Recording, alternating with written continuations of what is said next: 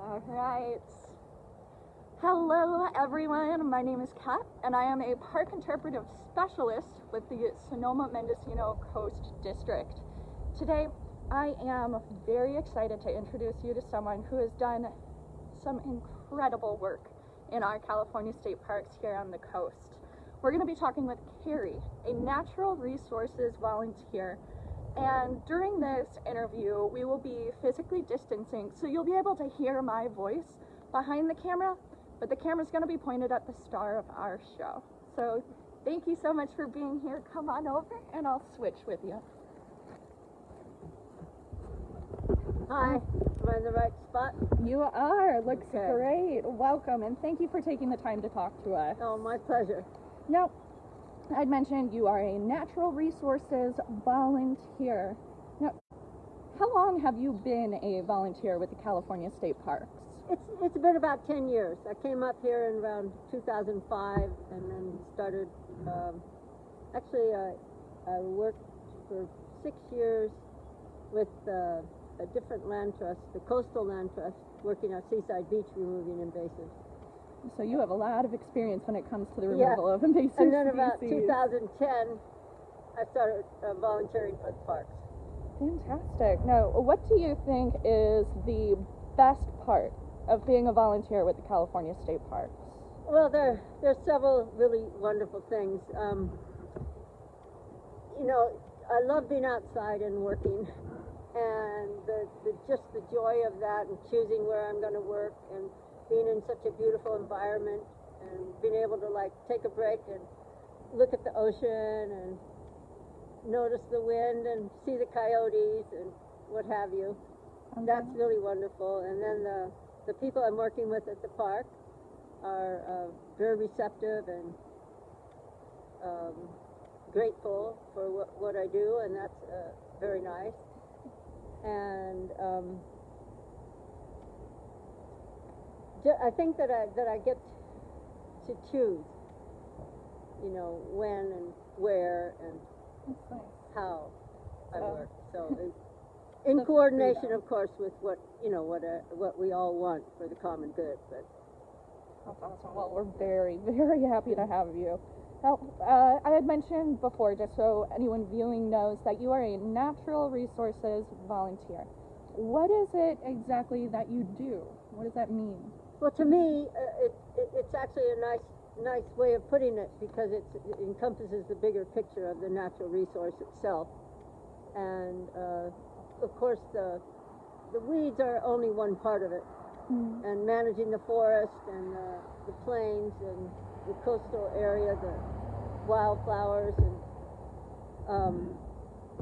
is what I think what the natural resources is about. But when we disturb the soil, when we put in a road, or when we put in a path, or there has to be a sewer system or something, we disturb the soil, and then it makes opportunity for invasive species to come in. Okay. And so my job is to remove the invasive species and learn how to minimize the effect of them if they're here. So why is that removal? Why is the removal of invasive species important? Why is that a priority? Well, to me, it feels like then it gives the opportunity for the native landscape to then, fill up the space. So the diversity is amazing. There are places where I've taken out ice plant, where the next year I come back and every spot is full of the native plant, like on Jefferson Way, is where I did that. On the horizontal surface, I left the vertical surfaces going down to the beach alone, but took the ice plant off the horizontal surface, and lo and behold, the seed stock is right there. It just needed a place to come up. That's wonderful. It's keeping our parks beautifully natural. Thank you. So, you mentioned ice plant. What are some other invasive species that we commonly see here on our coast?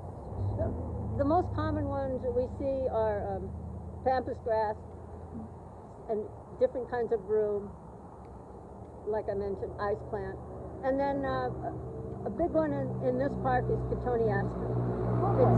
It's something that actually traditionally in gardens it's very common, and the birds love to spread the seeds. Oh dear. So it's very interesting. Once it gets started in an area, it just kind of keeps coming up at different places. It doesn't grow by roots, underground roots or rhizomes, but it grows by seed.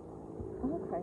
So, what can people do if we absolutely love what you are doing with our parks right now? Forever grateful. But what can people do to help stop the spread of invasive species, maybe even from their own yards this summer? Well, the main thing is don't plant invasive ones that are going to be invasive, especially if you live in the forest, and know what you're planting. Be aware of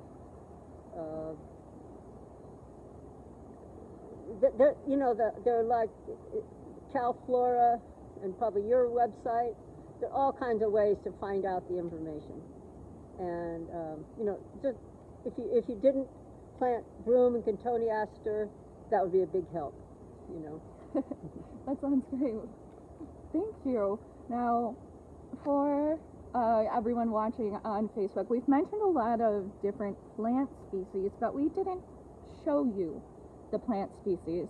So later today or tomorrow morning, we'll be releasing another video with our resident expert, Carrie, so we can show you a little bit more about these plants and take advantage of her amazing knowledge and hard work that you put into this park. Thank you so much for joining us. If anyone watching has any questions about becoming a California State Parks volunteer, go ahead and leave a comment for us, and we'll be able to get in contact with you for more information. Thank you, everyone. I hope you have a wonderful, safe holiday weekend, and always research what plants we are putting in our yard before planting a garden. Thanks again, Carrie. Sure.